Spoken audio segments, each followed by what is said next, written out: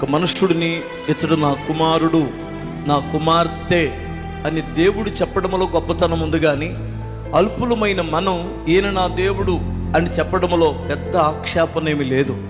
అర్థమవుతుందా? ఒక గొప్ప వ్యక్తి ఇతడు నా కుమారుడు, ఈమె నా కుమార్తె, ఇతడు నా స్నేహితుడు అని చెప్పుకోవడానికి ఆయన సిగ్గుపడాలి.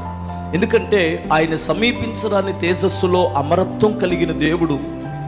ఆయన దేవునితో సమానునిగా ఉండుట విడిచిపెట్టకూడని భాగ్యమని ఎంచుకొనలేదు. తన్ను తాను రిక్తునిగా మార్చుకొని శిలువ మరణం పొందినంతగా తగ్గించుకొని మనం భ్రష్టులము, లోకములో పాపిష్టి క్రియలు చేస్తున్న మనల్ని ఈమె నా బిడ్డ, ఇతడు నా కుమారుడు అని చెప్పుకోవడానికి ప్రభు సిగ్గుపడలేదే, అది గొప్ప విషయం. కానీ భ్రష్టులము, పాపిష్టి క్రియలలో ఉన్నటువంటి మనము యేసుక్రీస్తు నా దేవుడని నేను అతిశయంగా చెప్పడానికి అది పెద్ద విషయమేమి కాదు. ఆయన మనల గురించి చెప్పుకుంటున్నాడే, వీళ్ళు నా పిల్లలు అని, అది గొప్ప విషయం.